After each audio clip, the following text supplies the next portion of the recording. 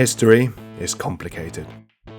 We know a lot about what happened a year ago because it's pretty recent and we can still remember, well, kind of. What did you do Sunday 3 weeks ago between 8 PM and 6 AM? And were you anywhere near Honfair Park? And were you drinking? Oliver? Recent history is well documented. Through newspapers, videos and on the internet. But even today, and maybe especially today, some people are trying to rewrite history to put themselves in a more positive light. Hello, Iowa. On the third anniversary of January 6th, Trump in Newton called the Capitol riot, quote, patriotic and peaceful. He also defended the more than 1,200 people who've been charged with actions related to the attack. If you're with us, they put you in jail. Look at what's happened with the J6 hostages. The hostages, that's a horrible thing. Trump himself currently faces 91 criminal charges across 4 indictments. That includes a federal investigation into his alleged efforts to overturn the 2020 election. In Pennsylvania Friday, we've been told that historical events that we can remember didn't happen the way we remember them. This morning, bipartisan outrage at Fox News host Tucker Carlson after he claimed surveillance video from the January 6th riot proves the attack was mostly peaceful chaos. These were not insurrectionists. They were sightseers. Lawmakers. Some people are working to rewrite their country's history, banning books that critique it, and blocking younger generations from learning what truly happened, all in the name of patriotism. So the Florida Department of Education recently decided to ban AP African American history. Now, AP is relevant here. That means advanced placement. These are not only elective courses, but they are above and beyond that. Courses that, depending on whether you take the AP test, can actually go towards college credit. Optional, elective, and a very small percentage of students take these courses.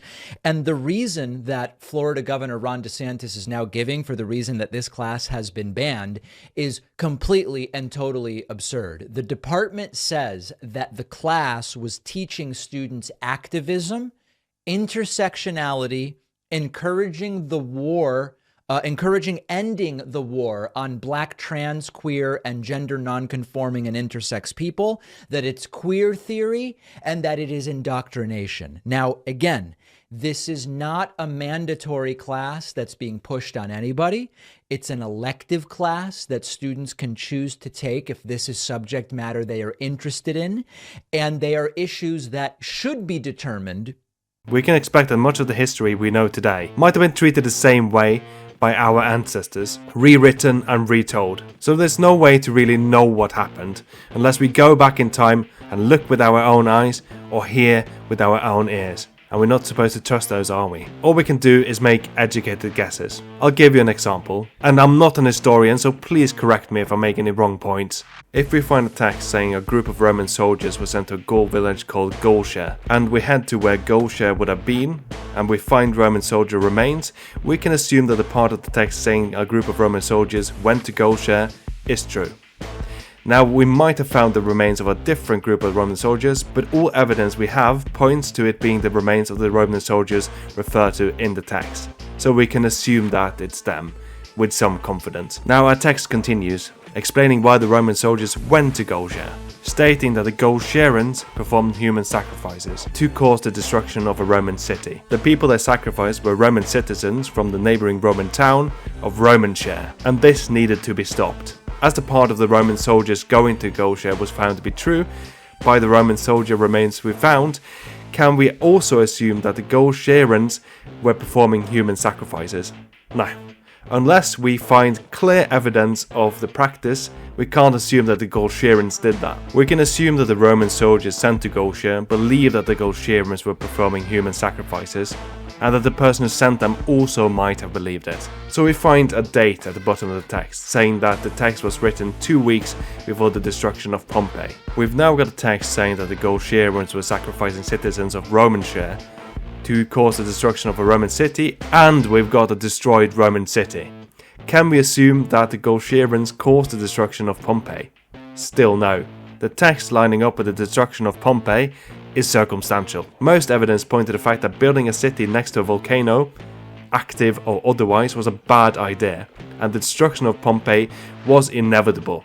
it's just as likely that the Roman emperor who sent the Roman soldiers to Gauchère had his own goals, and he used the human sacrifices as an excuse. The Romans did think the Gauls were barbarians, so for them to believe that they were performing human sacrifices wasn't much of a stretch, and the destruction of Pompeii probably helped the Gauls in some way, shape or form, as we can clearly tell by the Roman temple built where Gauchère used to be, and the plaque we found inside saying, in good Latin, "Haha!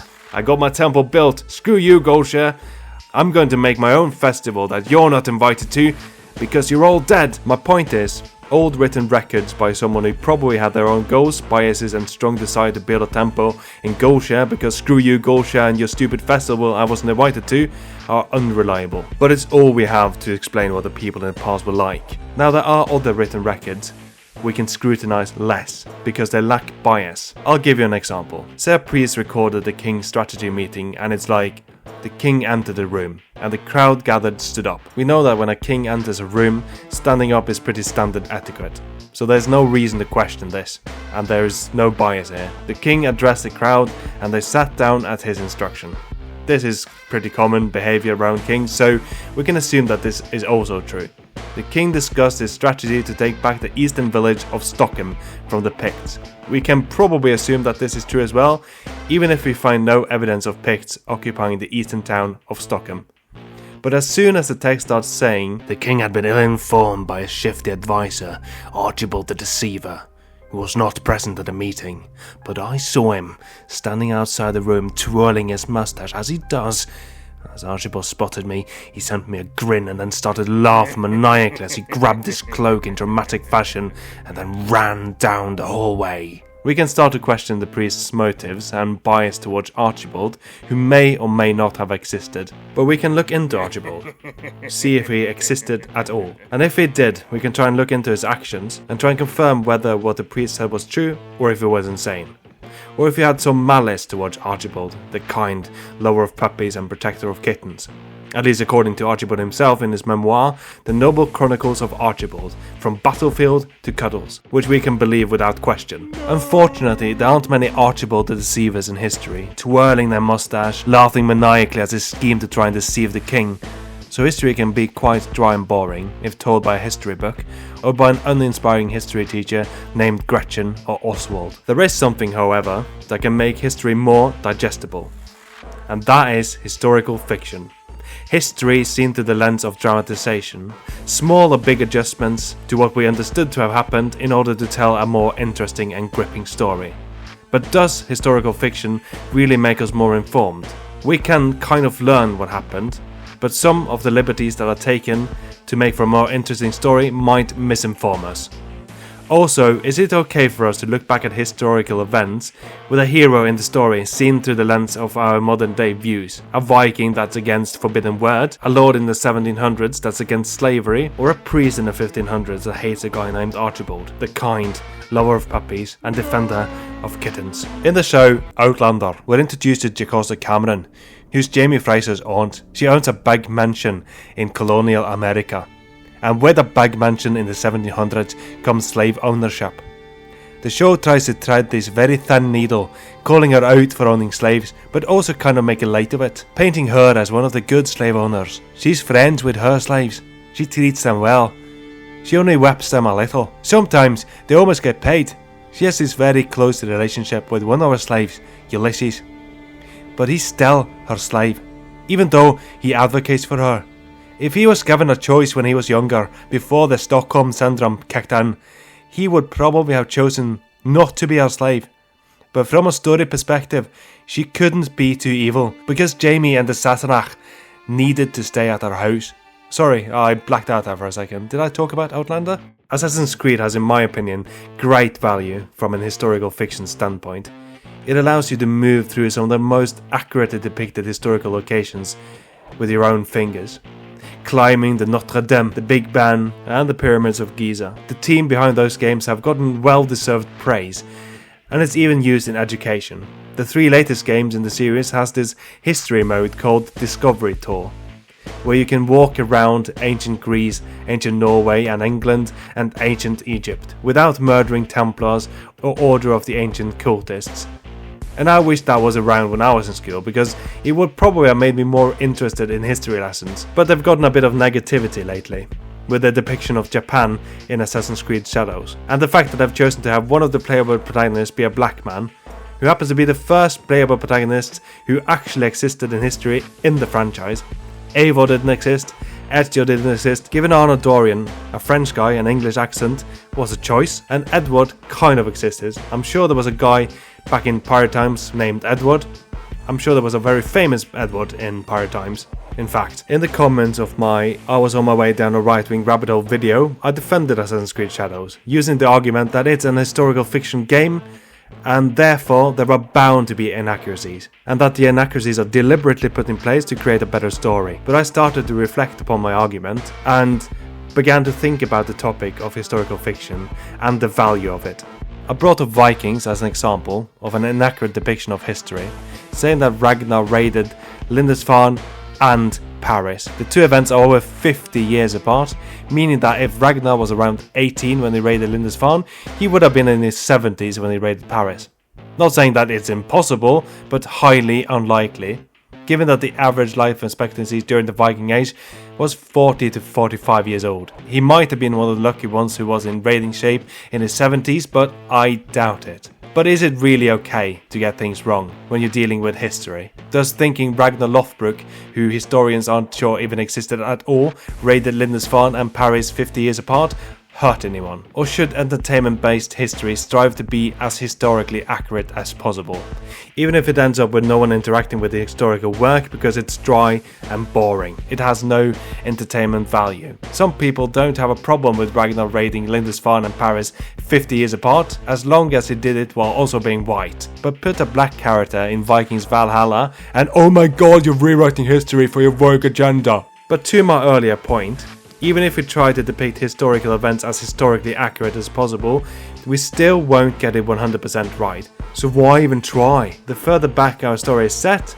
the less right we're gonna get it. Most things written about historical events set so far in the past that modern technology wasn't around to record it is bound to be a little bit inaccurate. But is there any value in historical fiction if it's bound to be a little false? Or is it supposed to be made purely for entertainment, in an historical setting? It depends. If a movie, game or TV show with an historical setting is wildly entertaining, but can still teach us a little something about history and the mistakes our ancestors made, I think it has value.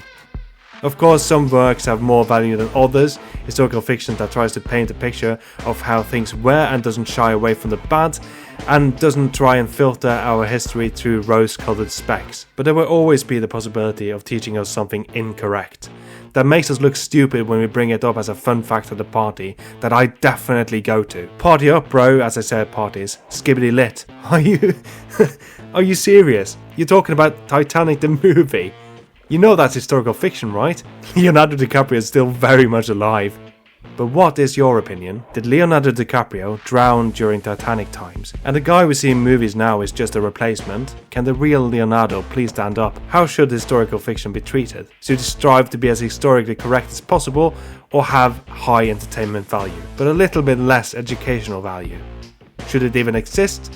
Leave your thoughts in the comments below. I'm interested in discussing this, and I might make a follow-up video with some of your thoughts.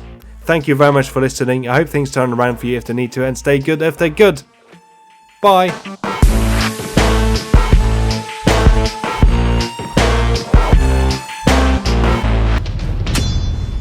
Who wants to be king?